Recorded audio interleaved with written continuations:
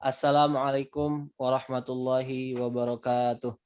Waalaikumsalam warahmatullahi wabarakatuh. Alhamdulillahirabbil alamin wa bihi nasta'inu ala umurid dunya waddin. Wassalatu wassalamu ala asyrafil mursalin sayyidina wa maulana Muhammadin wa ala alihi wa ashabihi wa man sara ala nahjihi ila yaumiddin, amma ba'du. Yang dimuliakan Allah, ibu-ibu, bapak-bapak, saudaraku, kaum muslimin dan muslimat, jamaah pengajian Arizona. Alhamdulillah kita semua bersyukur kehadirat Allah Subhanahu wa taala.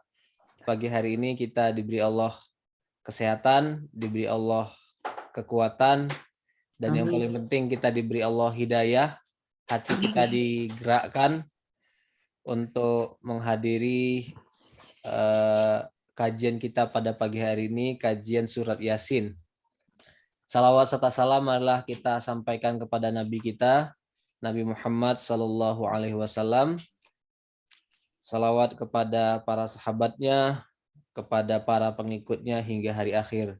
Amin ya rabbal alamin. Hari ini kita akan mengkaji surat Yasin dari ayat ke-13 sampai ayat ke-19. Jadi insya Allah 7 ayat yang kita kaji hari ini. Akan saya baca terlebih dahulu, silahkan yang lain menyimak. A'udzu billahi minasy syaithanir rajim. Bismillahirrahmanirrahim. Atau silahkan ditirukan di tempat masing-masing. Wadrib lahum masalan ashabal qaryati idh ja'ahal mursalun idh arsalna ilaihim itsnaini fakazzabuhuma fa'azzazna bitsalitsin faqalu inna ilaikum mursalun qalu ma antum illa basyarum mithluna wa ma anzalar rahmanu min syai'in in antum illa takdzibun. Qalu rabbuna ya'lamu inna ilaikum lamursalun wa ma 'alaina illal balaghul mubin. Qalu inna tatayyarna bikum la illam tantahu lanarjumannakum wa la yamassannakum minna 'adzabun alim. Qalu ta'irukum ma'akum a in dzukkirtum bal antum qaumun musrifun. Shadaqallahul azim. Ibu-ibu, bapak-bapak, para hadirin dan hadirat yang dimuliakan Allah, surat Yasin ayat ke-13 sampai ayat ke-19 ini bercerita tentang ashabul qaryah. Tentang ashabul qaryah. Artinya, terjemahannya secara harfiah adalah penduduk suatu desa atau suatu kota kecil, town.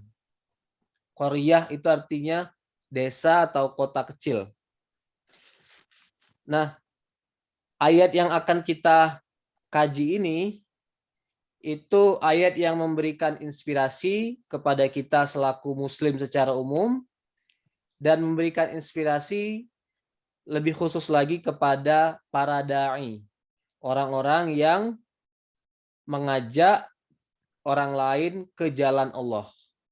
Jadi ayat ini memberikan teladan kepada kita bagaimana kita melakukan dakwah, menyeru orang lain ke jalan Allah Subhanahu wa taala. Di ayat sebelumnya, sebagaimana kita sudah kaji pada minggu yang lalu, Allah Subhanahu wa taala memberitahu bahwa sebagian besar orang-orang kafir di Makkah yang menolak dakwah Nabi Muhammad itu adalah orang-orang yang hatinya tertutup. Di depan mereka, di belakang mereka ada penghalang, dan di atas mereka ditutup juga oleh Allah Subhanahu wa taala. Jadi orang yang tidak mungkin lagi mendapatkan jalan hidayah karena mereka menutup diri mereka sendiri, akhirnya Allah balas dengan menutup jalan hidayah itu. Nah, pada ayat selanjutnya, pada ayat ke-13, Allah kemudian menyampaikan cerita, menyampaikan kisah kepada Nabi Muhammad SAW untuk disampaikan kepada kaum kafir Quraisy dan disampaikan secara umum kepada audiens yang lebih luas. Nah, jadi ibu-ibu, Pak, Al-Quran itu menempuh berbagai metode untuk mengajak orang beriman. Al-Quran mengajak orang beriman dengan cara mengancam. Mengancam artinya memberitahu bahwa kalau tidak beriman kalian akan masuk neraka. Al-Quran juga mengajak orang beriman dengan memberi kabar gembira kalau mereka beriman, mereka akan diberi ampunan, akan diberi Allah pahala dan dimasukkan ke surga, walaupun mereka masuk Islamnya terlambat. Tidak ada kata yang terlambat bagi Allah Subhanahu wa taala. Ada juga ayat yang mengajak orang beriman dengan cara menjelaskan fenomena alam semesta. Langit, bumi, binatang, tumbuhan diciptakan oleh Allah sebagai tanda-tanda kuasa Allah agar kita beriman. Nah, cara lain yang digunakan oleh Allah dalam Al-Quran untuk menarik perhatian kita adalah dengan bercerita, menyampaikan kisah yang menarik perhatian, yang menyentuh hati kita. Nah, kisah yang akan kita baca ini adalah kisah Ashabul Qaryah, penduduk suatu desa atau suatu kota kecil. Wadrib lahum, wahai Muhammad, buatkanlah untuk mereka masalan, perumpamaan atau persamaan. Nah, kata-kata wadrib, kata-kata buatkanlah itu maknanya ada dua. Maknanya adalah sampaikanlah cerita ini kepada objek dakwahmu di Makkah, kaum kafir Quraisy yang nggak mau beriman itu. Makna kedua, cerita ini adalah untuk dirimu sendiri Muhammad. Jadi makna kedua ini menunjukkan bahwa ayat ini, ayat yang akan kita baca ini adalah ayat yang diturunkan oleh Allah untuk menghibur Nabi Muhammad SAW. Di beberapa pertemuan sebelumnya sudah saya sampaikan juga bahwa ada penafsiran sebagian ulama bahwa surat Yasin itu turun to console, untuk menenangkan, menggembirakan Nabi Muhammad SAW karena setelah 10 tahun berdakwah di Makkah, yang beriman tidak kunjung bertambah. Yang beriman masih jumlahnya sedikit. Jadi cerita ini disampaikan kepada Nabi Muhammad untuk membesarkan hati Nabi Muhammad Sallallahu Alaihi Wasallam. Nah, ketika disampaikan kepada Nabi Muhammad, ini juga maknanya adalah kita sebagai umat Nabi Muhammad ketika membaca ayat ini juga perlu menyampaikannya kepada orang lain. Jadi ayat yang turun, ayat Al-Quran yang turun kepada Nabi Muhammad itu ada yang turun kepada khusus audiensnya adalah Nabi Muhammad sendiri, kontennya, isinya hanya untuk Nabi Muhammad sendiri. Ada yang maknanya adalah sampaikan kepada umatmu, umatmu menyampaikannya kepada yang lain. Yang pertama, contohnya, misalnya dalam surat Al-Insyirah, Alam Nasroh. Itu ayat yang insya Allah kita semua sudah hafal. Allah mengatakan alam nasroh laka sodrok. Wahai Muhammad, bukankah telah kami lapangkan dadamu? Nah, menurut para ulama, kata melapangkan dadamu itu adalah bukankah telah kami belah dadamu ketika kamu masih kecil, kami ambil jantungmu dan kami bersihkan, kami sucikan. Nah, surat Al-Insyirah ini isinya itu khusus kepada Nabi Muhammad SAW. Sementara ayat yang kita baca ini juga menggunakan kalimat perintah, objeknya, pendengar langsungnya adalah Nabi Muhammad, tapi maknanya adalah ayat ini disampaikan kepada umatmu dan umatmu menyampaikannya kepada orang lain. Lahum, kepada mereka. Mereka siapa? Mereka di sini audiens pertamanya sekali lagi adalah orang kafir Quraisy di Makkah. Tapi juga maknanya bisa meluas, siapa saja yang belum beriman. Termasuk orang yang ateis sekalipun, termasuk orang yang beragama Kristen, Yahudi, Hindu, Buddha, siapapun yang belum beriman, wahai Muhammad dan wahai umat Nabi Muhammad, sampaikanlah kisah ini. Masalan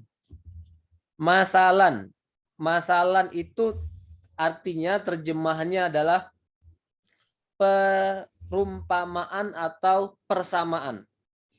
Nah, dalam Al-Quran, ibu-ibu dan bapak, banyak Allah sebutkan masalan. Allah banyak menyebut perumpamaan-perumpamaan untuk menarik perhatian kita, untuk menyuruh kita berpikir. Masal atau perumpamaan, analogi yang dibuat oleh Allah itu ada yang real, ada yang simbolik. Dalam surah Al-Baqarah misalnya Allah membuat perumpamaan nyamuk. Innallaha la yastahi ayyadriba masalam ma ba'udatan fama fawqa. Allah tidak malu untuk membuat perumpamaan dari hewan yang kecil sekalipun. Seekor nyamuk. Jadi nyamuk itu makhluk Allah yang digunakannya untuk menjelaskan tentang betapa besarnya kekuasaan Allah, betapa besarnya kemampuan Allah untuk menciptakan alam semesta termasuk manusia. Jadi nyamuk digunakan supaya kita berpikir, supaya kita merenungkan. Nah, nyamuk itu masal, itu juga analogi tapi simbolik. Ayat yang akan kita baca ini juga perumpamaan, ada persamaan di dalamnya, dan dia bersifat real. Itu. Masal tuh dari misal ya Pak Ustadz? Jadi sama. Kita di misalnya itu kan artinya contohnya, umpamanya itu kan misalnya gitu ya? Ya, jadi permisalan, persamaan gitu. Ya. Nah, kenapa disebut persamaan? Karena orang yang akan diceritakan dalam cerita ini itu sama seperti kalian, orang-orang kafir Quraisy, sama-sama tidak beriman. Itu. Jadi ada persamaan di situ. Nah, ibu-ibu, bapak yang dimuliakan Allah, siapa ashabul qaryah di sini? Siapa mereka? Kapan dan di mana mereka hidup? Ada yang masih ingat dengan pengajian kita bulan September? Saya pernah bercerita tentang ashabul qaryah. Ada yang masih ingat? Yang Siapa Bu Warsih? Ingat nggak? nggak tahu, pokoknya dia dari negeri Antakya.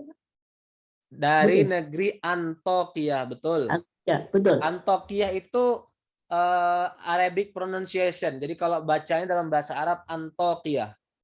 Oh. Dalam bahasa Inggris disebut dengan Antioch. Antioch. Oh. Nah, tapi saya mau mundur satu langkah ke belakang. Jadi para ulama berbeda pendapat mengenai siapa ashabul qaryah di sini. Para penafsir generasi awal itu sepakat, semuanya sepakat bahwa yang dimaksud dengan ashabul qaryah di sini adalah penduduk Antioch atau penduduk kota kecil bernama Antokia. Tapi mulai generasi abad pertengahan ada yang mengajukan pendapat yang berbeda. sepanjang pengetahuan saya yang pertama kali tidak menggunakan Ashabul Qaryah untuk menunjukkan Antokia adalah Ibnu Katsir. Dia hidup pada abad ke-8. Ibnu Katsir ya. Ibnu Katsir. Nah, di zaman modern pendapat Ibnu Katsir ini diambil dan diamini oleh beberapa mufassir lain, di antaranya Buya Hamka. Jadi kalau kita baca tafsir Al-Azhar, karya Buya Hamka bilang kita nggak perlu menerjemahkan atau menafsirkan siapa penduduk desa di sini. Karena Al-Quran tidak menyebutnya. Sesuatu yang tidak disebutkan Al-Quran, kita tidak perlu cari detail, nggak perlu teliti. Cukup kita ambil pelajaran moral dari cerita ini. Nah, tetapi ini pendapat minoritas dan tentu saja pendapat ini tidak salah. Gitu. Pendapat mayoritas, bahkan seluruh mufassir generasi awal, Ashabul Qaryah di sini adalah penduduk negeri Antiok. Nah, saya lebih cenderung untuk mengikuti pendapat mayoritas para ulama. Alasannya adalah karena pertama ini dipegang oleh mayoritas, kedua penafsiran ini berasal dari seorang sahabat Nabi Muhammad SAW yang dikenal paling ahli Al-Quran. Siapa sahabat Nabi yang dikenal paling ahli Al-Quran? Siapa? Siapa ya? Abu Sufyan. Umar. Ibnu Abbas. Oh, Ibnu Abbas. Ibnu Abbas. Namanya Abdullah bin Abbas. Disingkat jadi Ibnu Abbas. Nah, Ibnu Abbas itu dapat julukan Turjumanul Quran. Juru bicara Al-Quran. Dia orang yang didoakan Nabi dengan doa Allahumma faqihhu fiddin wa 'allimhu ta'wil. Jadi pada saat Nabi Muhammad wafat, Ibnu Abbas sebenarnya masih muda, masih kecil gitu. Tapi dia dapat doa spesial, ya Allah, berikanlah pemahaman agama yang kuat pada Ibnu Abbas dan ajarkanlah dia ilmu tafsir gitu. Nah, menurut para ahli-ahli tafsir, kalau suatu pendapat berasal dari sahabat Nabi, dia ada indikasi pendapat itu diajarkan atau berasal dari Nabi langsung gitu. Jadi kita kan dalam menafsirkan Al-Quran nggak boleh menggunakan logika, nggak boleh mencocok-cocokkan. Dalam bahasa Jawa ada istilahnya gatuk-gatuk, oke, itu nggak boleh. Jadi penafsiran Al-Quran itu harus merujuk kepada otoritas para ulama. Dan otoritas paling kuat yang disebut ulama adalah para sahabat Nabi. Jadi hemat saya tidak ada masalah kalau Ashabul Qaryah di sini kita ikuti pendapat para ulama yang memaknanya sebagai penduduk Antiok. Nah, di mana Antiok itu? Masih ingat di mana? Turki. Di Turki. Mungkin Mbak Wahyu udah sampai ke sana ya? Belum, tapi pernah dengar. Oke, coba ya saya tunjukkan petanya. Biar kita punya. Dekat mana ya? Dekat Istanbul. Nah, ini dia. Bukan Istanbul, Bu Warsi. Udah kelihatan ya? Ya, kelihatan sekarang. Ya, Dekat ini Syria ya? Selatan. ya dia di Selatan. Turki bagian selatan. Lihat ini di bagian titik hitam ini. Dia dekat dengan Syria. Jadi kalau kita lihat petanya, ada Laut Tengah, ada Laut Hitam, ada Laut Kaspia. Turki berbatasan dengan Syria. Nah, di bagian selatan ada kota kecil namanya Antiok.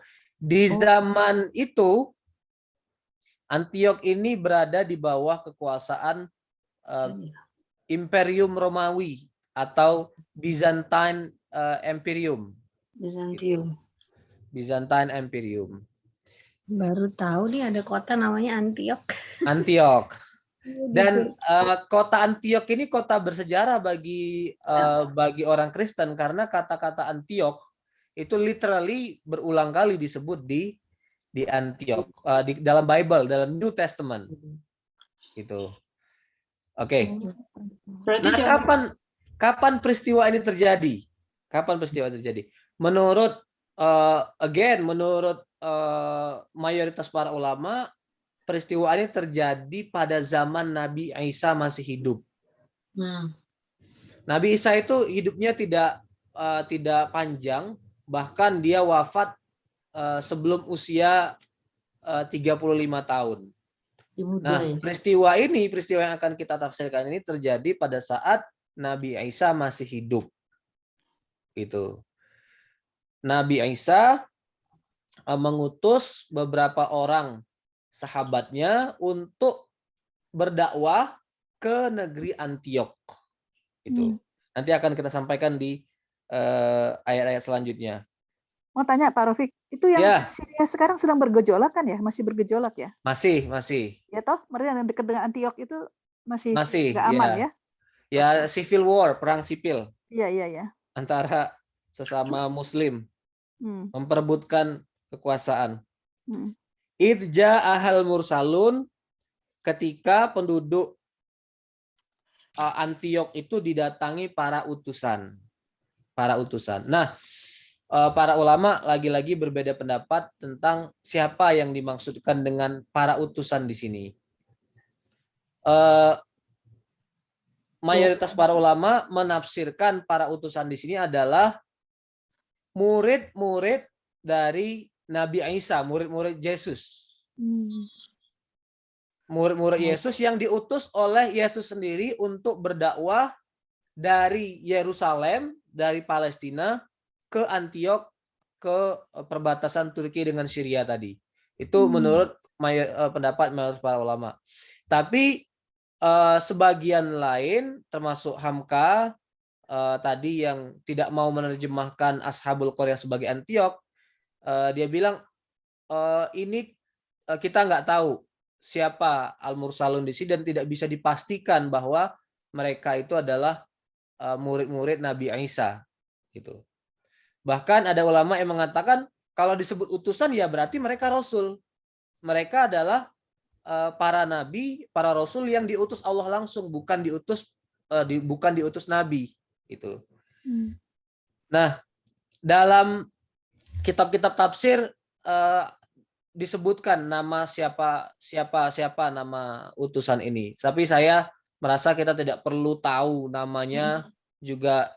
There is no benefit kita tahu namanya siapa, karena yang penting adalah pelajaran moralnya dari peristiwa ini. Namanya juga simpang siur. Dan peristiwa ini juga disebutkan di dalam Bible, dalam New Testament. Itu dalam New Testament. Jadi ada kemungkinan karena dia terkonfirmasi dalam Al-Quran, peristiwa ini sebenarnya peristiwa yang faktual, peristiwa yang disebutkan dalam Bible itu. Tetapi memang Bible terlalu detail menyebutkan runtutan peristiwanya. Menurut Bible, para utusan yang datang ke Antiok ini adalah orang yang bernama Barnabas dan Paul. Cuman hemat saya kita agak sulit menerima namanya Paul karena kita tahu bahwa Paul itu orang yang mengajarkan konsep ketuhanan Yesus itu. Jadi kita ini agak mundur ke belakang lagi sedikit, belajar tentang sejarah Christianity. Jadi orang yang pertama kali mengajarkan divinity ketuhanan Yesus itu adalah Paul. Dia mengirim surat, letter to Galatian.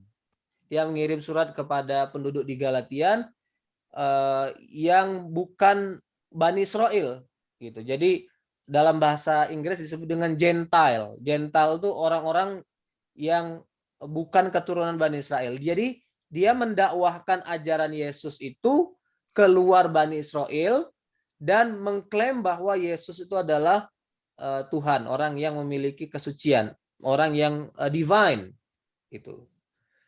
Nah, makanya kita sulit menerima pendapat bahwa utusan di sini adalah Paul gitu.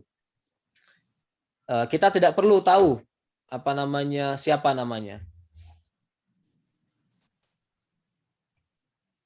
Kemudian kita baca ayat selanjutnya.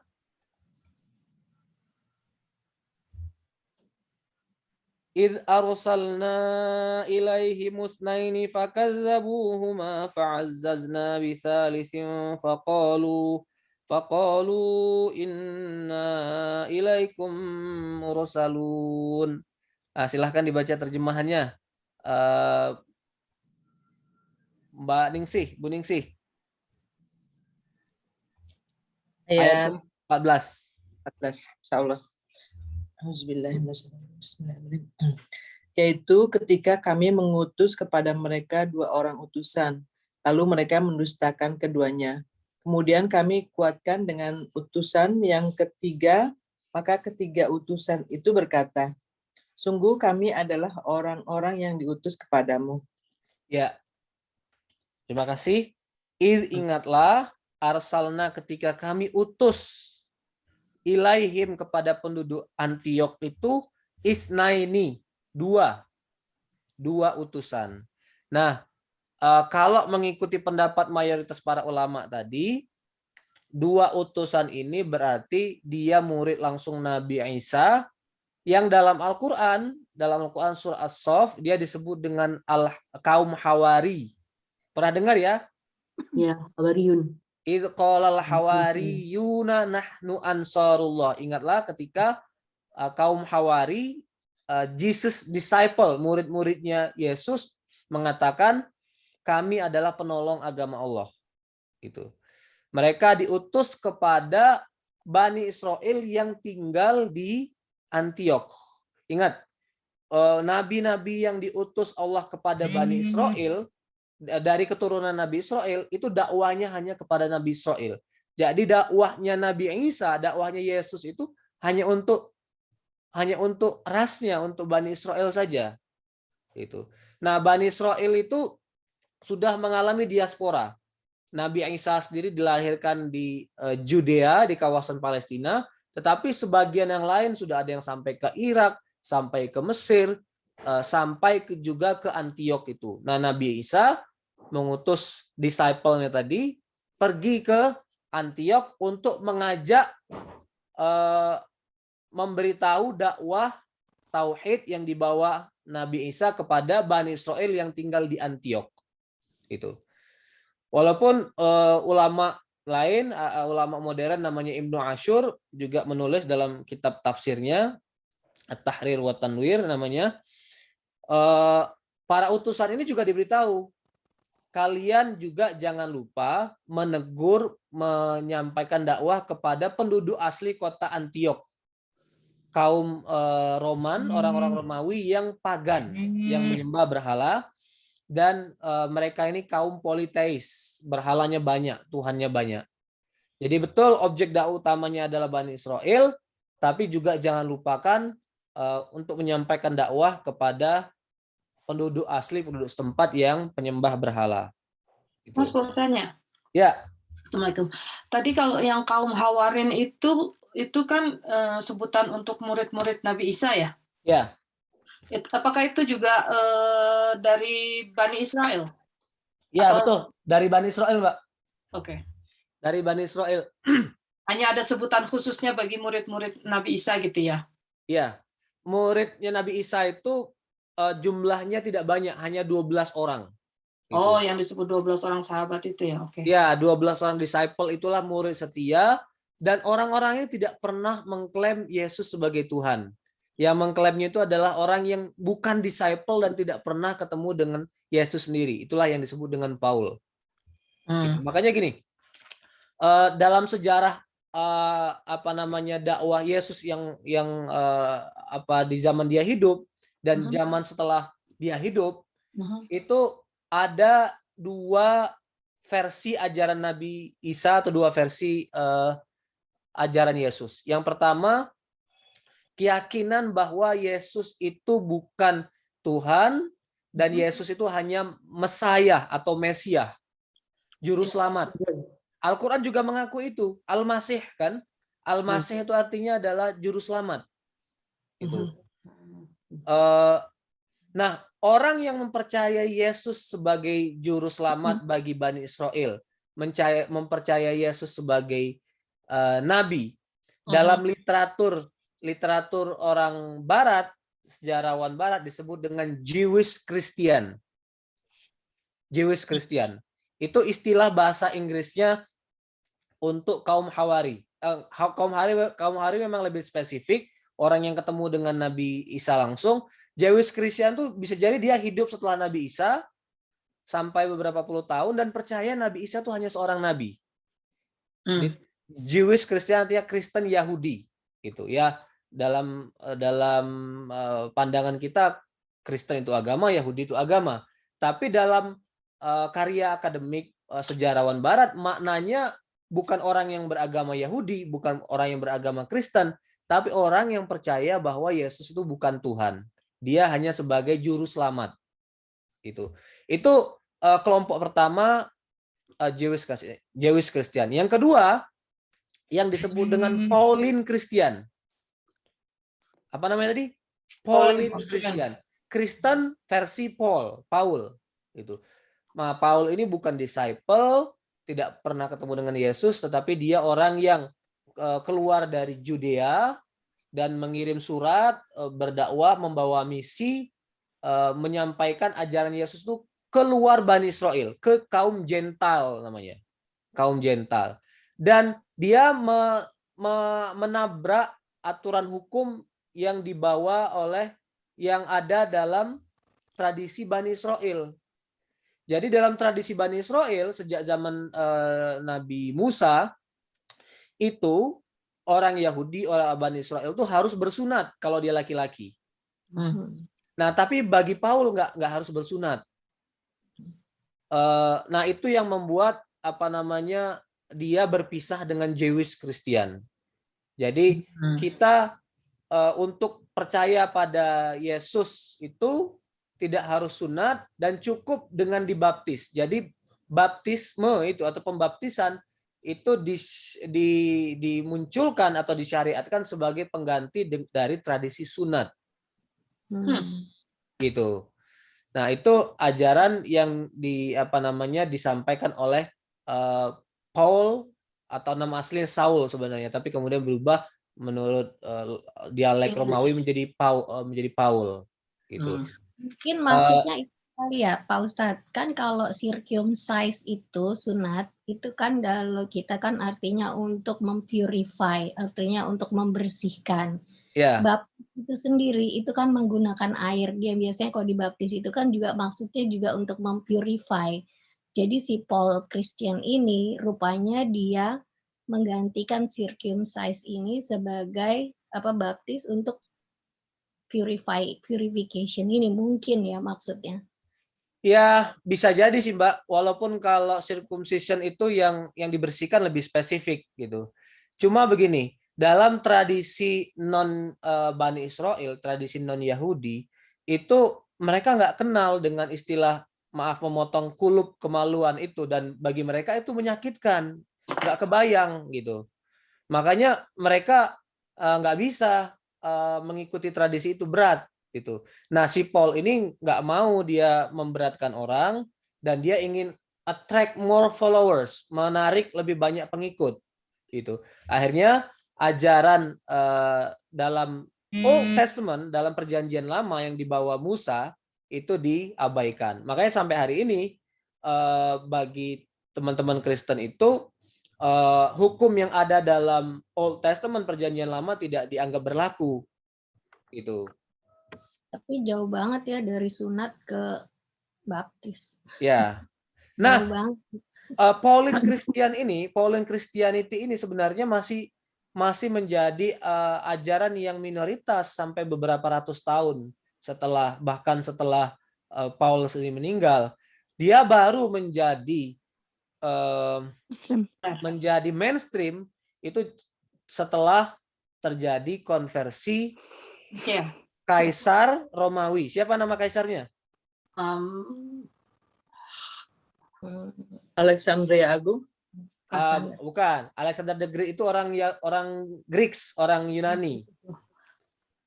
Siapa Kaisar Romawi yang menyebabkan the entire kingdom itu convert to Christianity? Siapa? Nero. Bukan. Namanya Konstantin. Oh, Konstantin. Oh, Kan makanya Kaisar zaman Konstantin. Konstantinopel. Nah, Kaisar Konstantin ini karena dia kaisar, karena dia raja. Kalau raja udah masuk meyakini sesuatu, nanti penduduknya apa namanya umatnya ikut semua. Nah, Itu tahun kaisar berapa inilah ya? tahun 325 Masehi, Mbak Wahyu. Tahun 325 Masehi. Dia mengadakan konsili Nisea namanya. Tapi itu nanti topik yang Konsiliasi separate. Nicea. Ya, Saya konsili ingatnya Nisea. konsiliasi Nicea tapi lupa kaisarnya. Ya, Kaisar Konstantin. Nah, kota itu selama ratusan tahun dinamai kota Konstantinopel.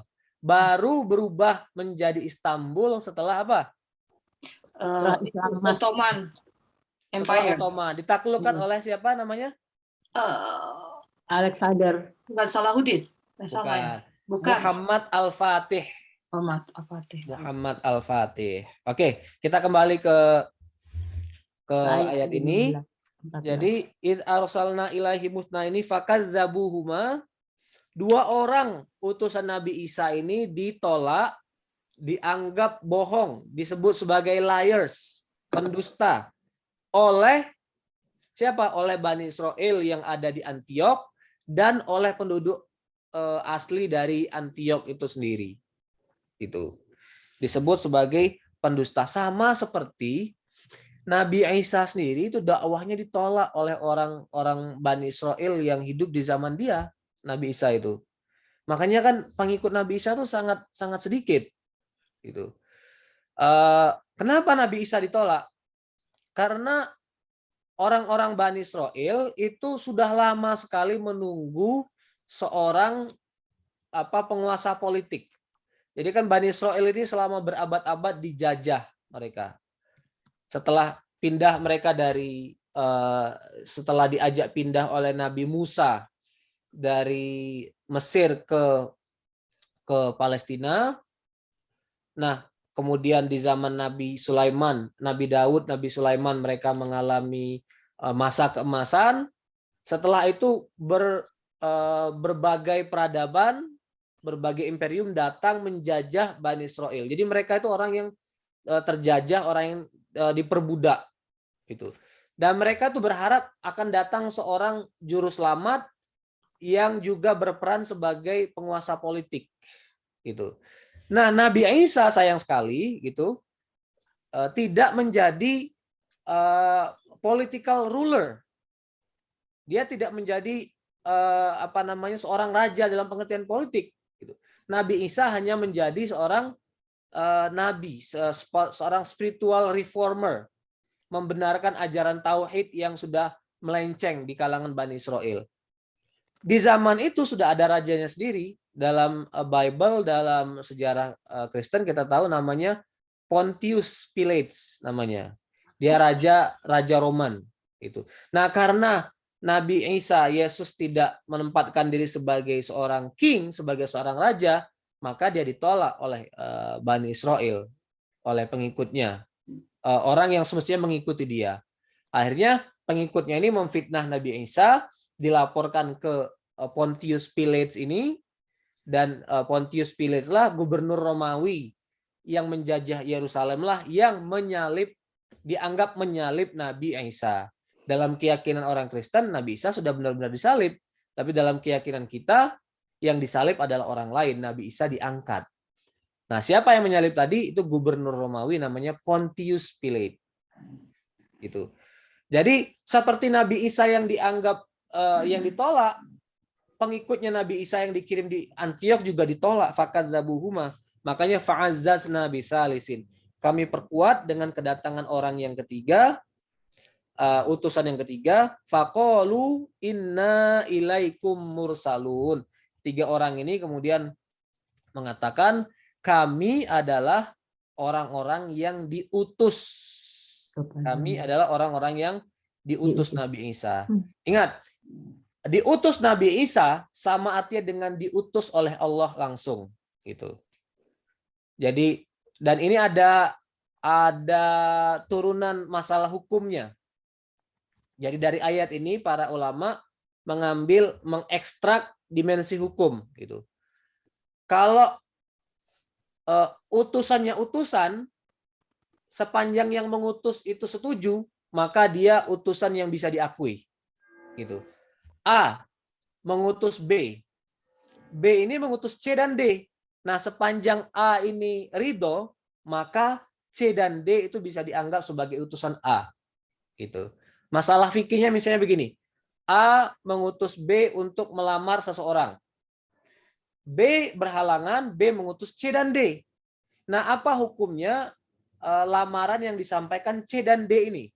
Kata para ulama, sepanjang A ini ridho, setuju, maka C dan D ini bisa ditempatkan sebagai utusan resmi dari si A. Nah, itu masalah hukum, dimensi hukum yang diekstrak para ulama dari ayat ini, khususnya ayat ke-14 ini.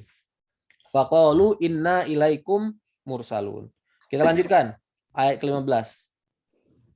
Qalu ma antum illa basyarum mithluna wa ma anzalar rahmanu min syai'in in antum illa takdzibun. Silakan dibaca artinya, Mbak Merlin. Ayat 15, Mbak.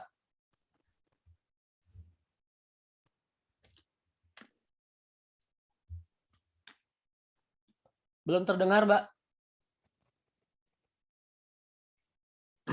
Oke, mungkin sedang berhalangan, sulit kondisinya. Mbak Betty.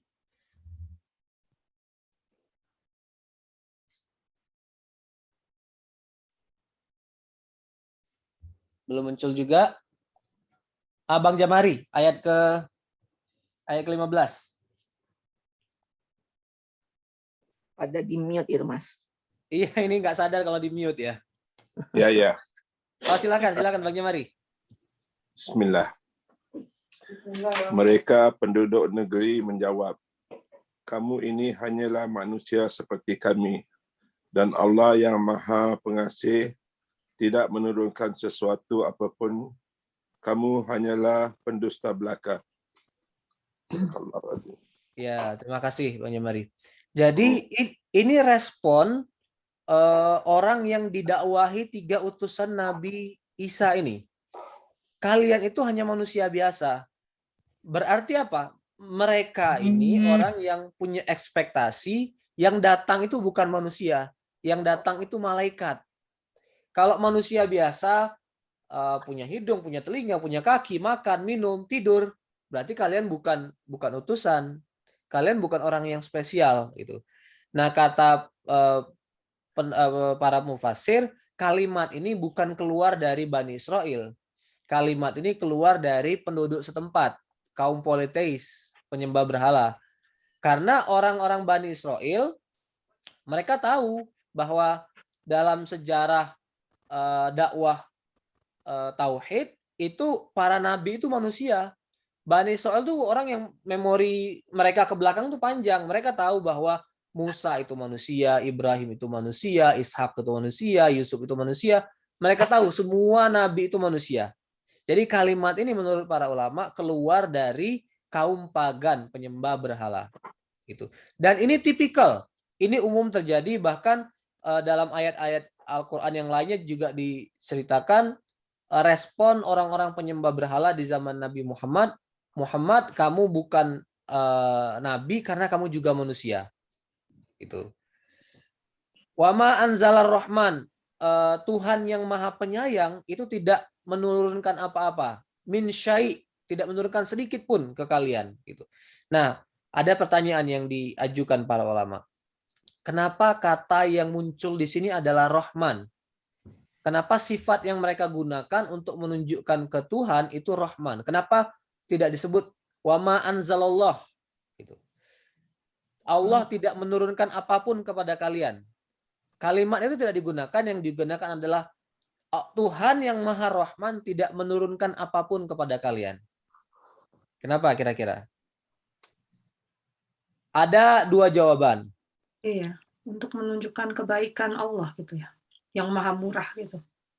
Ya, jadi menurut orang pagan sekalipun, orang Yunani, orang Romawi sekalipun, Tuhan mereka yang mereka sembah itu juga Tuhan yang maha penyayang.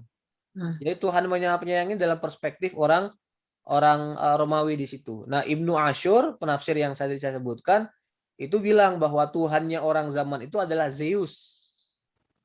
Zeus itu dalam tradisi mitologi Yunani juga maha penyayang. Itu wallahu alam.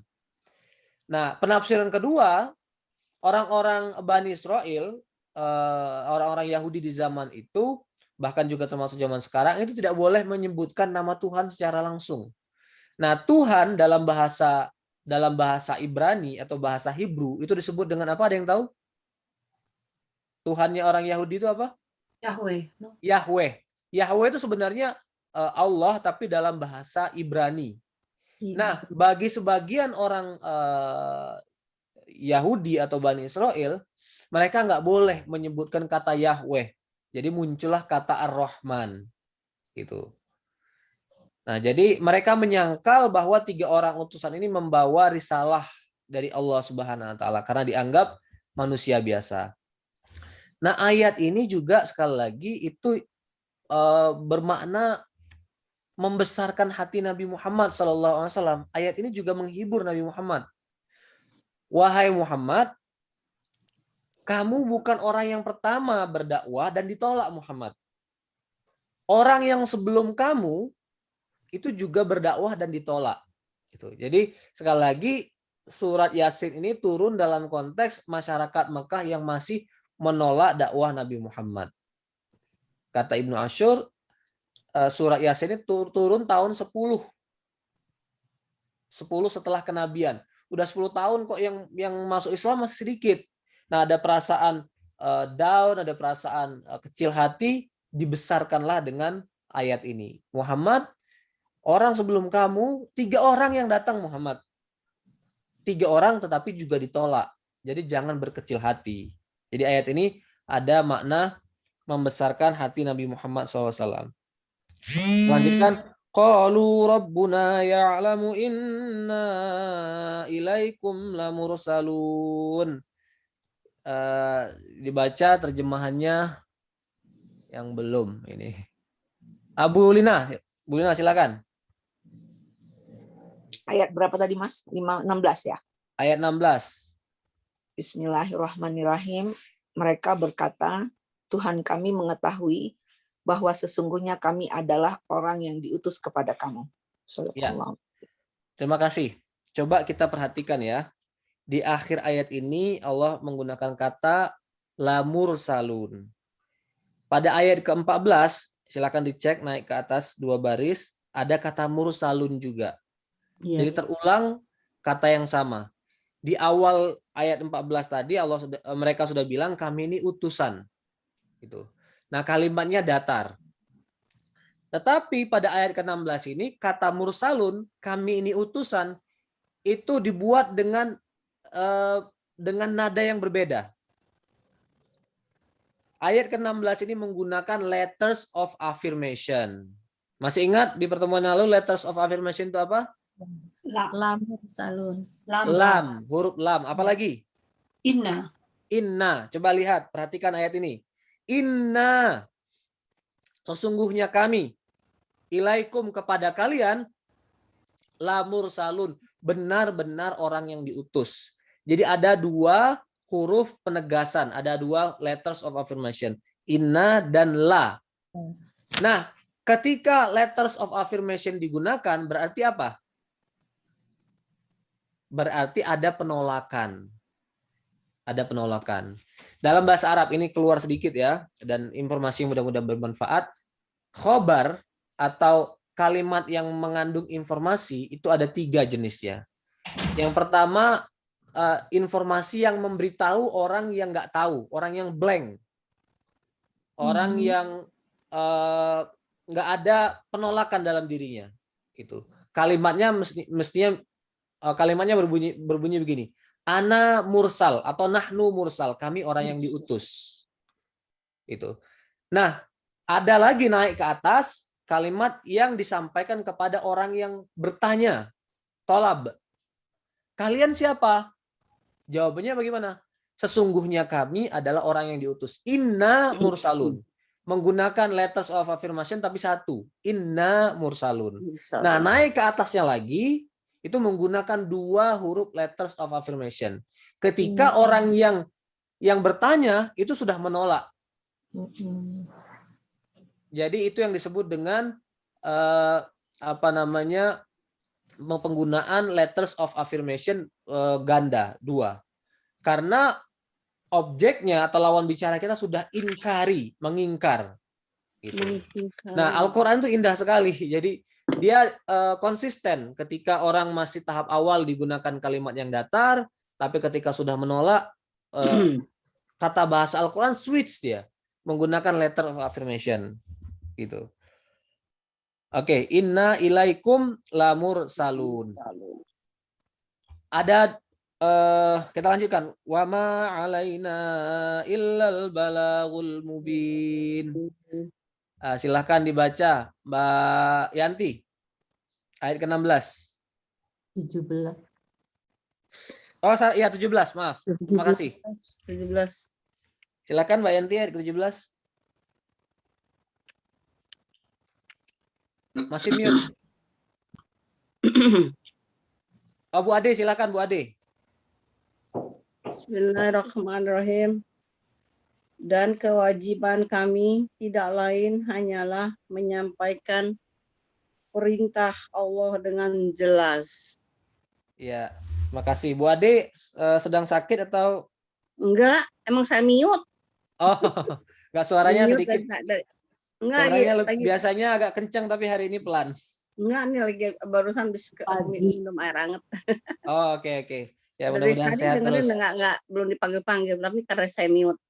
Oke, terima kasih.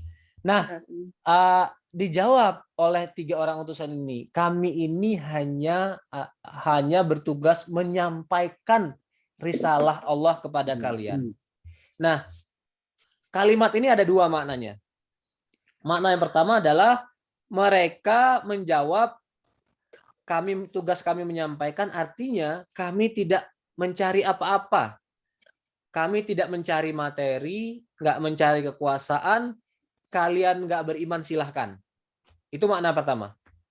Jadi penegasan kami nggak punya tendensi materi sekalipun. Tidak punya tendensi materi sedikit pun. Makna yang kedua, kalimat ini sebenarnya untuk menghibur diri mereka sendiri.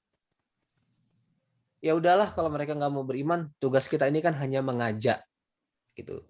Jadi, again, ayat Al-Quran itu multi tafsir dan tafsirnya saling melengkapi, dia tidak kontradiksi satu sama lain. Dilihat dari sudut pandang manapun, dia akan melahirkan beragam penafsiran. Itulah kekayaan dan keindahan Al-Quran. Nah, kata-kata balag itu artinya menyampaikan. Tapi dia punya makna yang beyond itu, punya makna yang lebih luas. Balag atau tabligh, menyampaikan itu artinya berdakwah yang menyentuh hati, menggunakan bahasa yang emosional, membangkitkan menyentuh hati orang dan sekaligus mudah dipahami. Gitu. Jadi artinya apa? Mengajak orang berdakwah kepada orang lain itu jangan menggunakan bahasa yang sulit-sulit, jangan menggunakan bahasa yang melangit, jangan menggunakan kalimat-kalimat filsafat. Jangan menggunakan materi orang yang nggak paham, dan lihat objek dakwah kita itu siapa. Materi yang disampaikan sesuai dengan kemampuan mereka mencerna materi. Itu yang disebut dengan tabligh atau balag. Kalau menyampaikan sesuatu yang tidak dipahami orang lain, satu orang bisa bingung, kedua itu bisa menjadi fitnah, bisa orang salah paham. Dan akhirnya lahir pemahaman-pemahaman yang keliru. Jadi berdakwah itu harus menggunakan kata kunci balag. Satu, dia menyentuh secara emosi, menyentuh hati dan mudah dipahami. Mubin itu artinya mudah dan jelas.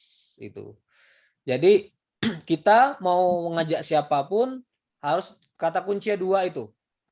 Menyentuh hati dan mudah dipahami. Ngajak siapa aja deh. Kita kan semuanya dai ini. Bukan hanya orang yang ke pesantren, bukan hanya orang yang sekolah agama. Semua orang itu dai, bertugas mengajak orang lain. Berdakwah dengan cara dan kapasitas masing-masing.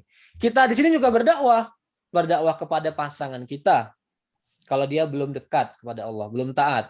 Berdakwah kepada anak kita, melindungi mereka dari pengaruh buruk lingkungan di Amerika. Berdakwah kepada cucu kita, mereka akan tumbuh dan masa depannya tinggal di Amerika. Nah, mengajak keluarga kita itu juga harus menggunakan kata kunci ini. Harus baligh, dakwah yang menyentuh hati, mengetuk hati mereka, dan mudah dipahami dengan bahasa mereka. Gitu. Gunakan bahasa anak-anak ketika menyampaikan Islam kepada anak-anak. Gitu. Jangan gunakan bahasa orang dewasa. Gunakan cerita, gunakan apa sajalah. Gunakan peralatan, gunakan buku bergambar misalnya seperti ini untuk menyampaikan dakwah Islam kepada generasi muda atau kepada anak-anak. Gitu. Nah, yang lebih penting dari itu adalah kita itu yang berada di sini, yang semuanya punya tugas dakwah, itu harus terus belajar.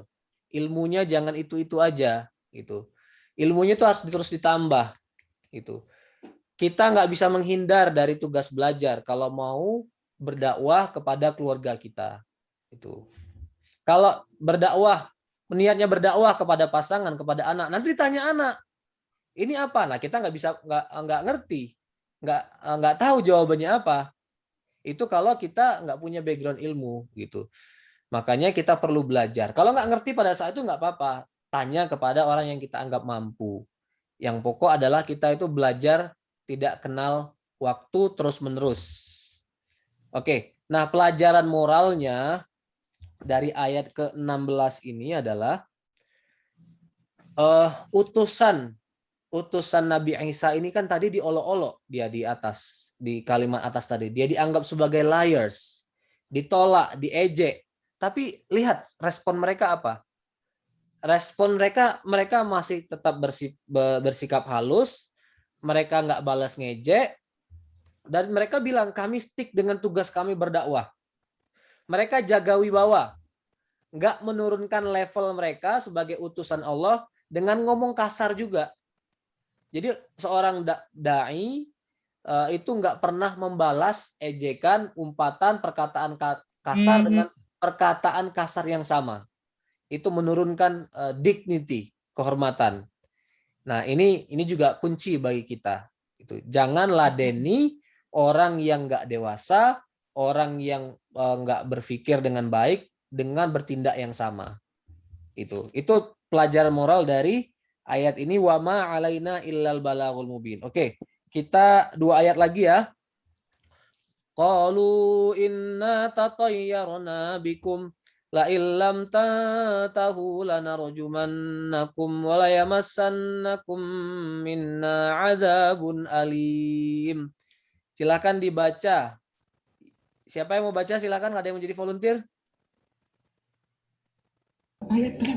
Saya Mas. 17. Oh, Mbak Tantowi silakan. Mbak Yanti. Ayat 18 ya. Ya. Bismillahirrahmanirrahim. Mereka menjawab, sesungguhnya kami bernasib malang karena kamu. Sesungguhnya jika kamu tidak berhenti menyeru kami, niscaya kami rajam kamu dan kamu pasti akan merasakan siksaan yang pedih dari kami. Oke, terima kasih Mbak Yanti. Nah, kalau respon di ayat sebelumnya tadi propaganda, liars, tuduhannya liars. Respon pada ayat ini sudah bersifat violence, ancaman kekerasan, ancaman fisik. Lanar jumannakum, akan kami rajam. Rajam itu apa sih? Rajam? Disiksa. Kami lempar dengan batu. Rajam kan begitu. Kami lempari dengan batu, walayamassannakum minna adzabun alim. Akan kami gunakan torture. Akan kami persekusi kalian dengan cara yang sangat menyakitkan. Gitu.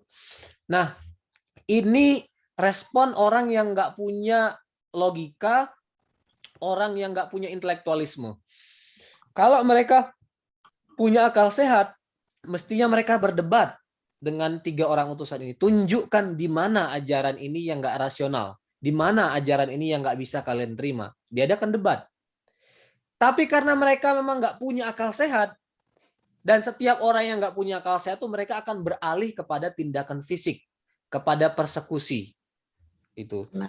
Inilah yang mereka sampaikan kepada 3 orang utusan itu. Kalimat di awalnya, inna tatoyyarna bikum. Kami bernasib buruk dengan kedatangan kalian. Tatoyyarna. Tatoyyarna itu kami merasa sial. Dia berasal dari bahasa Arab to'ir, tuyur. To'ir itu sebenarnya terjemahan aslinya adalah burung. Nah, kenapa burung dianggap membawa nasib sial? Gitu. Jadi kenapa ayat ini menggunakan kami menggunakan akar kata yang berhubungan dengan burung? Karena pada zaman Al-Quran turun, masyarakat Makkah itu menganggap kalau burung lewat, berarti akan ada kesialan yang datang. Nah, jadi mereka selain mengancam akan menggunakan kekerasan, mereka juga berpikirnya udah tercampuri dengan superstition, sudah bercampur dengan takhayul gitu. Karena kalianlah kami merasa sial gitu. Nah, menurut sebagian mufassir, diantaranya adalah At-Tabari, pada zaman itu di masyarakat kota Antiok 3 tahun terjadi musim paceklik. Dan pada tahun itu hewan ternak tidak produktif, bahkan kurus kering. Nah, ini terjadi karena kalian datang. Kalian tuh sumber kesialan. Gitu. Ini juga tipikal dalam Al-Quran tuh, umatnya Nabi Musa juga menyampaikan kalimat yang sama. Penduduknya Fir'aun di Mesir itu ketika didatangi Nabi Musa bilang, kalianlah yang buat terjadinya kesialan di Mesir. Jadi ada titik temu, ada persamaan. Kalau orang yang didatangi itu menolak, bukan hanya menolak, mereka menuduh macam-macam, menyampaikan propaganda. Dan ketika saya baca ayat ini, sebenarnya saya juga akhirnya teringat satu hal itu. Ini juga fenomena yang kita lihat hari ini sebenarnya, terutama terjadi pada saudara-saudara kita umat Islam yang menjadi minoritas Muslim di negara lain. Itu. Coba ingat nggak ketika awal terjadinya pandemi di India? Di India itu kan Muslim itu dipersekusi oleh mayoritas, walaupun tidak semua. Hanya rezim yang berkuasa di India itu orang Hindu sayap kanan. Media, koran, televisi, website itu menyudutkan umat Islam. Apa narasi mereka tentang umat Islam? Pandemi itu disebabkan oleh orang Islam. Itu kan sama kan? Kesialan ini terjadi karena kalian. Jadi ini terulang. Ini juga terjadi pada umat Islam yang minoritas tinggal di Eropa, di Prancis. Coba di Prancis. Prancis ekonominya ambruk, finansialnya runtuh, jadi negara nggak mampu, dibanjiri para imigran. Karena siapa? Karena kalian, para imigran orang Islam. Kalian backward, nggak bisa menyesuaikan dengan alam pikir orang Eropa yang maju. Kesialan terjadi karena kalian. Inna tatoyyarna bikum. Gitu. Nah, ini cara-cara tidak terhormat yang muncul dari orang Antiok yang menerima dakwah 3 orang utusan Nabi Isa tadi. Kemudian kita lanjutkan. Ini jawabannya, jawaban 3 orang itu. Qalu ta'irukum ma'akum. Ini ayat terakhir. Qalu ta'irukum ma'akum a'in dzukirtum bal antum qaumun musrifun. Mbak, siapa yang mau baca silakan. Saya. Mbak Wati yang belum, silakan. Ayat 15 ya, Pak Ustadz? Ya. 19. Ayat 19. 16. 19. Bahasa Indonesianya atau bahasa Arabnya? Bahasa Bahasa Indonesia. Indonesia. Bahasa Indonesia. Bismillahirrahmanirrahim.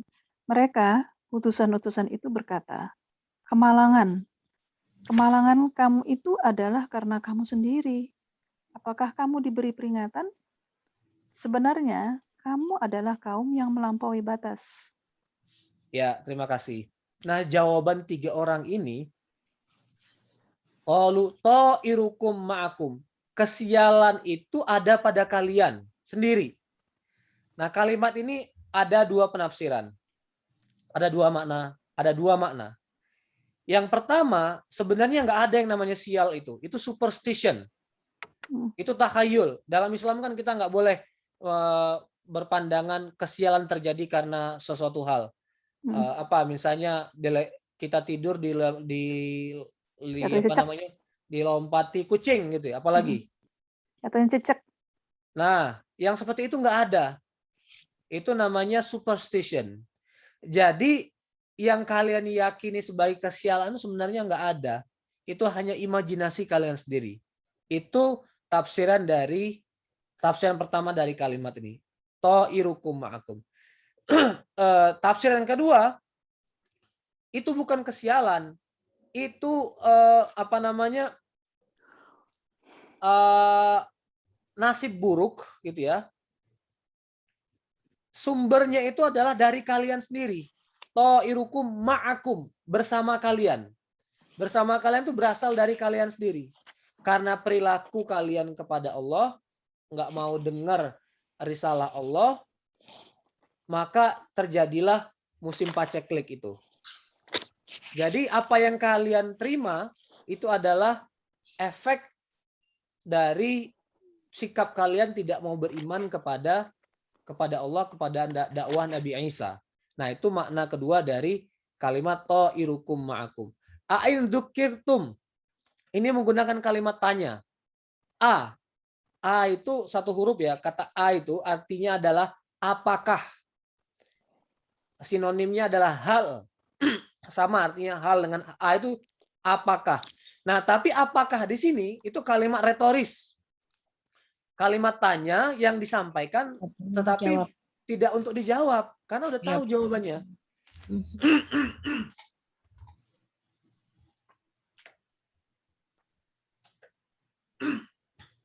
Jadi penerjemahnya begini.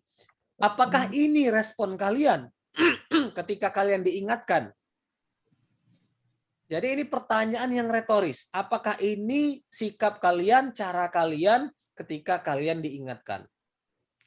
Bal antum qaumum musrifun. Kalian ini adalah orang-orang yang melampaui batas. Israf itu melampaui batas. Nah, nasib buruk kalian itu karena kalian melampaui batas. Di mana melampaui batasnya? 1, menolak dakwah Nabi Isa, menolak dakwah 3 orang utusannya. 2, menggunakan propaganda. Ingat yang kedua ini. Coba tolong di-mute itu.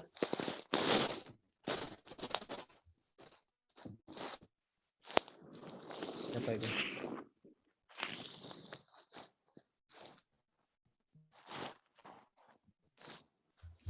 Oke. Di mana melampaui batas? Yang pertama menolak dakwah tauhid. 2, menggunakan propaganda, liars. Tadi disebut pembohong. 3, menggunakan kekerasan, violence, torture tadi, azabun alim. Yang 4, keyakinan takhayul. Jadi berakumulasi itu sikap melampaui batas dari penduduk Antiok. Sekali lagi penduduk Antiok ini ada 2 kategorinya, Bani Israel dan penduduk asli kota Antiok. Nah, ibu-ibu bapak yang dimuliakan Allah, itulah tafsir dari surat Yasin ayat ke-13 sampai ayat ke-19. Sekali lagi kalau kita melihat konteksnya ayat ini turun setelah ancaman Allah kepada orang kafir yang nggak mau beriman. Jadi setelah diancam mereka ini orang yang tidak akan beriman, hati mereka tertutup. Kemudian disampaikanlah permisalan. Jadi kisah itu juga adalah metode yang efektif, metode lain untuk menyampaikan dakwah Islam. Gitu. Nah, itu yang bisa saya sampaikan pada pagi hari ini. Mudah-mudahan ada manfaatnya. Silahkan sebelum kita akhiri kalau ada yang mau bertanya mengenai surat ini. Rafiq dari salam dari Darwasi, dia nggak bisa ngikut karena internetnya katanya nggak bagus. Oh ya Allah. Iya. Next Next time kalau Mbak Darwasi mau bergabung, nanti kita telepon aja dari sini. Jadi mendengarkan suaranya dari telepon.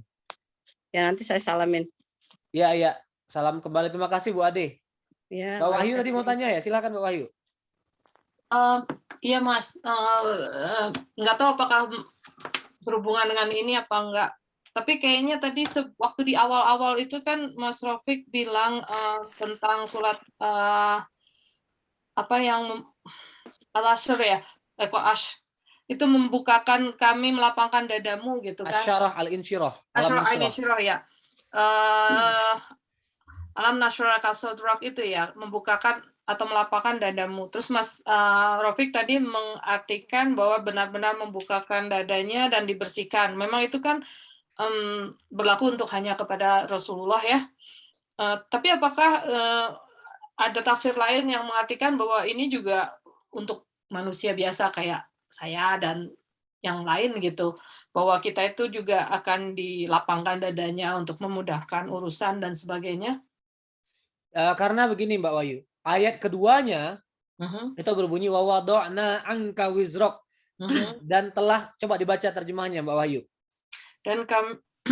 Dan kami pun telah menurunkan beban darimu.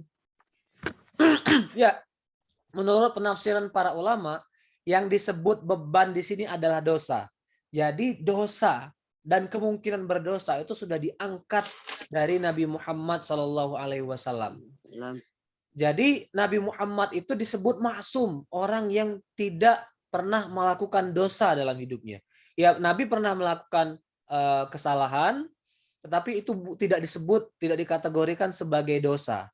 Nabi itu orang yang terlindungi dari segala perbuatan dosa. Maksum sekali lagi. Nah, dari mana keyakinan tentang kemaksuman Nabi itu? Diantaranya dari ayat keduanya itu, telah kami angkatlah dosa-dosamu. Jadi kemungkinan Nabi Muhammad berdosa itu sudah dihilangkan oleh Allah Subhanahu wa taala. Itu penafsiran dalam penafsiran untuk surat Asy-Syarah itu. Tetapi Mbak Wahyu terus terang surah Asy-Syarah ini saya baru baca tafsirnya sepintas, belum banyak melakukan perbandingan. Mungkin ada sebagian ulama yang memperluas tafsirannya itu. Wallahu alam, saya belum membacanya lebih jauh. Nah, saya juga mau bilang begini. Jadi untuk menyampaikan materi surat Yasin ini, saya mengkomparasikan. Saya baca tafsir Al-Azhar Buya Hamka dalam bahasa Indonesia, tafsir Quraisy Shihab, Tahir Ibnu Ashur dalam bahasa Arab, kemudian tafsir Mafatihul Ghaib Ar-Razi, termasuk juga dari sumber-sumber bahasa Inggris. Saya baca bagaimana penafsiran Yasir Qadhi, ya, ulama kita di Amerika. Bagaimana penafsiran Nu'man Ali Khan. Ada di UK, ada namanya Asim Khan. Jadi saya mengkombinasikan berbagai sumber untuk menyampaikan tafsir, dan saya usahakan untuk menyampaikannya apa adanya. Artinya keragaman penafsiran itu disampaikan semuanya. Ada A, ada B gitu. Nah, khusus untuk surah Asy-Syarah tadi saya belum membacanya lebih luas, Mbak Wahyu. Gitu. Oke. Iya, karena kan banyak hal yang di situ juga menjadikan kata-kata yang sangat positif untuk penerapan keseharian kita ya gitu loh kan. Seperti saya juga pernah ya dengar ada yang ceramah atau begitu seperti itu, jadi membuat surat ini seperti kalau kita sulit tuh ada yang akan membukakan dan memudahkan, mengangkat. Oke. Ya. Terima kasih Mbak Wahyu sudah mengingatkan. Insya Allah nanti kalau tafsir juz 30 kita lanjutkan, nanti mudah-mudahan akan sampai pada surat ini, surat Asy-Syarah. Insya Allah. Ya, terima kasih sudah memberi opini dan memberi alternatif untuk penafsiran ayat surat Asy-Syarah ini. Pak Rafiq ada yang mau kenalan tuh ibu-ibu tadi bahas sama keluarganya. Oh, Siapa ya, silakan. Pak? Siapa yang mau kenalan? Ibu siapa gitu? Mbak Wati kalau nggak salah tadi ya, mau kenalkan Oh keluarganya iya ya? benar-benar Mbak Wati kali. Di mute itu. Ya. Masih Unmute mute, Mbak. dulu. Masih mute, belum kedengaran Mbak Wati.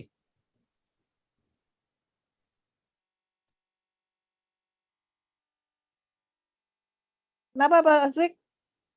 Silahkan, tadi katanya mau memperkenalkan keluarganya. Iya, adik saya tadi. Dia udah keluar lagi. Next. Oh, Next oke. time. Thank you. Terima kasih. Nanya Ya. dong.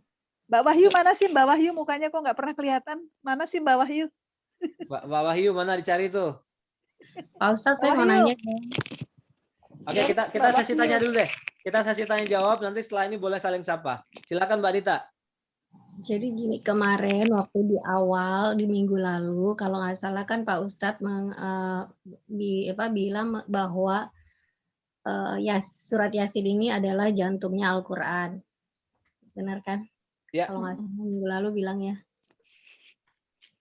Tapi kemarin ini saya dengar dari Ustadz Parandi ya, kalau nggak salah tafsirnya juga mengenai Yasin. Jadi bahwa ini adalah maksudnya hadis yang dohih ya istilahnya, dohih ya, bukan sohih. Jadi yang artinya banyak pendapat gitu. Jadi artinya tidak semua mengatakan bahwa Yasin ini adalah jantungnya Al-Quran. Kemudian dari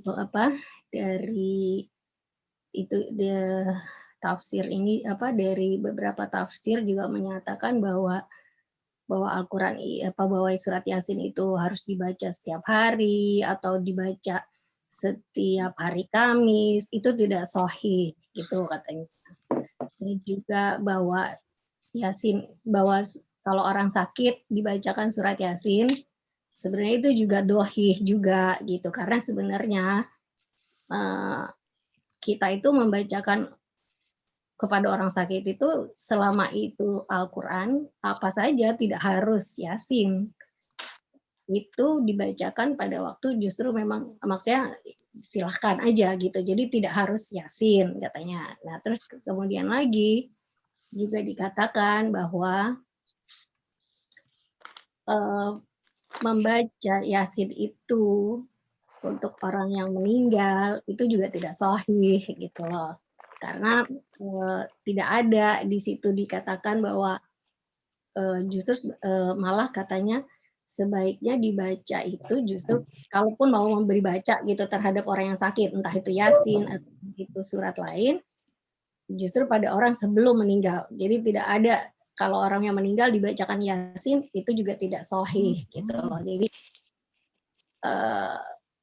ini saya jadi lagi bermain gitu loh di kepala saya. Jadi apa yang selama ini kita tahu rasanya mungkin jadi ada yang kurang benar gitu loh yang saya ketahui selama ini gitu loh jadinya. Ya, ya. Makanya saya jadi merasa bahwa memang benar bahwa di dalam Islam itu menuntut ilmu itu adalah hukumnya wajib. Jadi karena saya merasa jadi banyak hal-hal yang tidak saya ketahui ataupun kurang, sehingga pengetahuan saya itu jadi terbatas banget gitu loh. Oh, yang saya tahu cuma satu gitu loh. Ternyata itu tidak sahih misalnya. Hadis itu hanya dohi atau apapun istilahnya atau banyak ditentang oleh ulama. Nah, sedangkan kan kita sebenarnya sebagai Muslim kan maunya istiqomah, artinya menjalankan itu sesuai dengan hadis dan Rasul yang Al-Quran dan hadis gitu loh. Jadi sementara yaitu dia ternyata banyak hal-hal yang kita kurang ketahui ya, semacam itu aja. Ternyata dari surat Yasin itu ternyata banyak hal-hal yang tidak yang pemahaman saya itu tidak seperti itu seharusnya gitu. Jadi pada akhirnya sih ini akhirnya jadi itu ya memberikan Panjang amat nanyanya. pencerahan ya. Sebenarnya ini bukan tanya, tapi maksud saya jadi saya pengen juga minta pendapat sama Pak Ustadz. Maaf ya kalau kepanjangan karena isinya panjang juga gitu loh. Jadi Yasin ini panjang juga tafsirnya sebenarnya gitu. Ya, ya. Terima kasih Mbak Anita. Ya, jadi banyak sekali hadis-hadis mengenai keutamaan surat Yasin. Pada pertemuan pertama saya mengutip satu hadis. Hadisnya berbunyi, inna likulli syai'in qalban wa qalbul Qur'an Yasin. Setiap segala sesuatu itu punya qalb, punya jantung, punya inti. Dan inti atau jantung dari Al-Quran adalah surat Yasin. Nah, pada pertemuan itu saya sudah menyampaikan bahwa hadis ini menurut sebagian ulama hukumnya statusnya adalah lemah. Lemah itu dalam bahasa Arab dhaif. Dhaif. Hanya para ulama kemudian juga berbeda pendapat.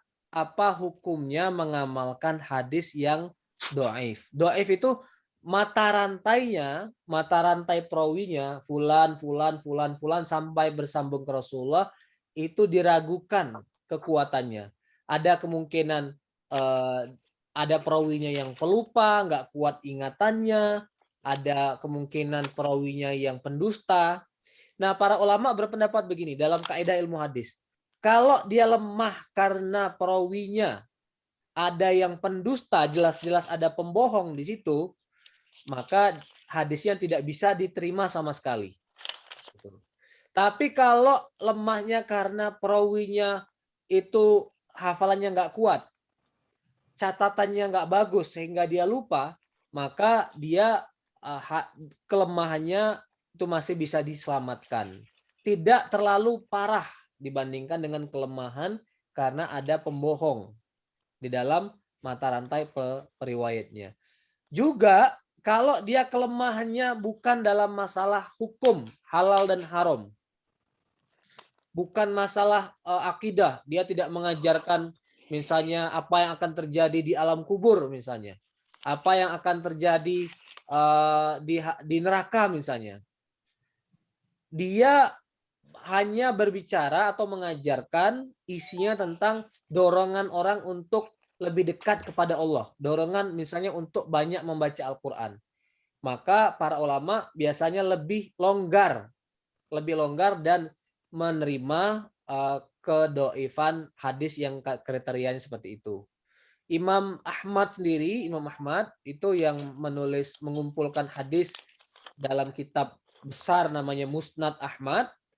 Itu dia bilang tasyaddadna fil halal wal haram. Kami ketat dalam menyeleksi hadis-hadis mengenai halal dan haram. Tapi kami lebih longgar kalau berhubungan dengan masalah at-targhib wa tarhib. Hadis-hadis yang mendorong orang untuk lebih dekat kepada ibadah. Itu. Lebih dekat kepada lebih banyak melakukan ibadah itu. Nah, jadi betul Mbak Nita, hadis ini memang para ulama mempertanyakan status kedhaifannya. Kita kalau mau memegang hadis ini harus ada kesadaran itu bahwa ada komentar para ulama. Tetapi bukan juga berarti kita terhalang untuk banyak-banyak membaca Yasin itu. Semua ayat Al-Quran itu bagus kita baca berulang-ulang, sama seperti Yasin juga bagus kita baca berulang-ulang. Hanya tradisi kita, tradisi di Asia Tenggara, bukan hanya di Indonesia, termasuk juga tradisi di Asia Selatan, orang India, Pakistan itu surat Yasin itu surat favorit, surat yang dekat sekali dengan hati masyarakat itu. Mau anak lahir dibaca Yasin, keluarga meninggal dibaca Yasin, apa saja diidentikan dengan Yasin. Ya, membaca Al-Quran itu bagus. Hanya kita juga harus tahu maknanya, kita harus tahu kandungannya apa. Gitu. Yang ironi itu adalah kita berulang-ulang membaca sesuatu, tapi kita nggak paham isinya. Gitu. Begitu jawaban saya untuk Mbak Nita. Terima kasih sudah sekali lagi mengingatkan tentang topik ini. Silahkan, ada yang lain? Pak Rafiq, ini sebentar lagi baterai saya habis. Kalau saya hilang, Mohon maaf ya Pak ya. Oh ya, silakan. Mau Bentar lagi menyampaikan habis. sesuatu? Saya nggak ada. Saya tunggu aja sampai baterai saya nih habis. Saya charge nggak mau masuk. Oke. Baik, kalau tidak ada pertanyaan lagi pada pagi hari ini, mungkin pertemuan kita cukupkan sekian. Insya Allah kita lanjutkan di minggu depan. Masih cerita yang berkaitan dengan Ashabul Qaryah, masih berkaitan dengan 3 orang utusan Nabi Isa, tetapi dengan dimensi yang berbeda, insya Allah. Kita lanjutkan pada Ahad yang akan datang. Kita akhiri hari ini, kajian kita pada hari ini dengan membaca doa kafaratul majlis. Subhanakallahumma wa bihamdika asyhadu an la ilaha illa anta astaghfiruka wa atubu ilaik. Nah, yang mau stay silahkan saling menyapa satu sama lain, yang belum kenalan silahkan. Mbak Wahyu. Apa Mbak kabar, Wahyu. Kak? Iya. Aku mau lihat wajah. Rani sibuk nggak? Mana wajahnya Mbak Wahyu? Waduh. Aku lupa inget.